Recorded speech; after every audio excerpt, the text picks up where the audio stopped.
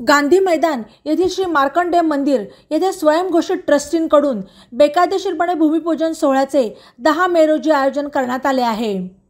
याच्या विरोधात जिल्हाधिकारी कार्यालय येथे शरद कॅदर यांनी आमरण उपोषण सुरू केले। यावेळी निवासी उपजिल्हाधिकारी डॉक्टर राजेंद्र पाटील यांनी चर्चा करून जिल्हाधिकारी यांच्या पत्राद्वारे शरद कॅदर यांचे आमरण उपोषण स्थगित करावे आणि कायदा सुव्यवस्थेचा प्रश्न निर्माण होणार नाही याची दक्षता घ्यावी असे पोलीस अधीक्षक यांना सूचित करण्यात आले। या लेखी आश्वासनाची प्रत शरद कॅदर यांना देण्यात आली। त्यानंतर त्यांनी आपले उपोषण मागे घेतले। यावेळी शंकर सामलेटी, जयंत रंगा, राजू म्याना आणि सर्व संचालक मंडळ, मुख्याध्यापिका दगडे, मुख्याध्यापक छिंदम, गोरे, मुत्याल आणि इतर कर्मचारी उपस्थित होते। श्री मार्कंडेय मंदिर देवस्थान ट्रस्ट या संस्थेवर आज अखेर कोणीही अधिकृत ट्रस्टी व पदाधिकारी नाहीत। श्री मार्कंडेय मंदिर देवस्थान ट्रस्ट यांच्याबद्दलचा अर्ज उपधर्मादाय आयुक्त अहमदनगर यांनी फेटाळला आहे। असे असतानाही श्री मार्कंडेय मंदिर जीर्णोद्धार सोहळा बेकायदेशीर आणि तथाकथित लोकांनी आयोजित केला आहे। त्याच्या नावाखाली पद्मशाली विद्या प्रसारक मंडळ आणि श्री मार्कंडेय विद्यालय यांच्या ताब्यात वर्षानुवर्षे असलेल्या इमारती पाडण्याची दाट शक्यता निर्माण झाली आहे।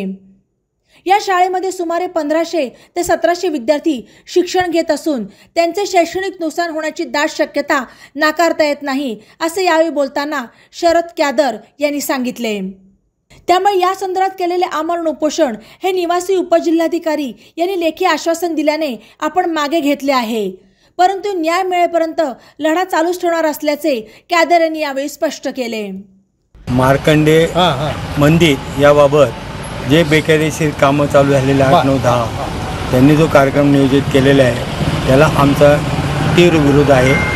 बेकायदेशीर लोक जे ट्रस्टी नाहीत, विश्वस्त नाहीत, काही अधिकार नाही अशा लोकांनी तो कार्यक्रम आयोजित केलेला आहे। या संदर्भात गेल्या दीड महिन्यापासून कलेक्टर, निवासी उपजिल्हाधिकारी, SP साहेब जिथे प्रशासन आले तिथे आम्ही अर्ज दिलेले आहेत आणि या बाबतीत आम्ही त्यांना वेळेवर पत्र देऊन आम्ही तिथे बंदोबस्तसुद्धा मागितलेला होता। अशा परिस्थितीत जी काही माहिती दिली कायदेशीर बाबीची पूर्तता आम्ही करत आहोत, परंतु आज रोजी मी या उपोषणाला आम्ही सर्वजण बसलो।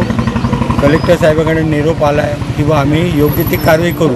प्रश्न आज 2012मध्ये तोडफोड झाली होती, बेकायदेशीर झालं होतं, विद्यार्थ्यांचं नुकसान झालं, शाळेचं नुकसान झालं। अशा परिस्थितीत प्रशासनाने जे काय बेकायदेशीर 51 लोक आहेत आम्ही कालच चारिटी कमिशनरकडे एक केस दाखल केलेले, 53 लोकांना नोटिसा लागलेल्या आहेत, पाठवलेले, ती उद्या तारीख पडलेली आहे। कायदेशीर बाबी पूर्तता करत असताना याची उपोषणाची गरज भासली म्हणून मी आज उपोषणाला बसलो, परंतु प्रशासनाने ताबडतोब त्यात हस्तक्षेप करून मला सांगितलं की आम्ही SP पत्र देतो आहे की थोडंसुद्धा तिथं काही तोडफोड किंवा काही झाली बेकायदेशीर काम तर त्यांच्यावर योग्य ती ताबडतोब कारवाई करण्यात येईल, म्हणून मी आज रोजी त्यांच्या पत्रानुसार उपोषण सोडत आहे। धन्यवाद। ई नवा मराठा यूट्यूब चॅनलला सबस्क्राईब करा आणि बेल आयकॉनवर प्रेस करा।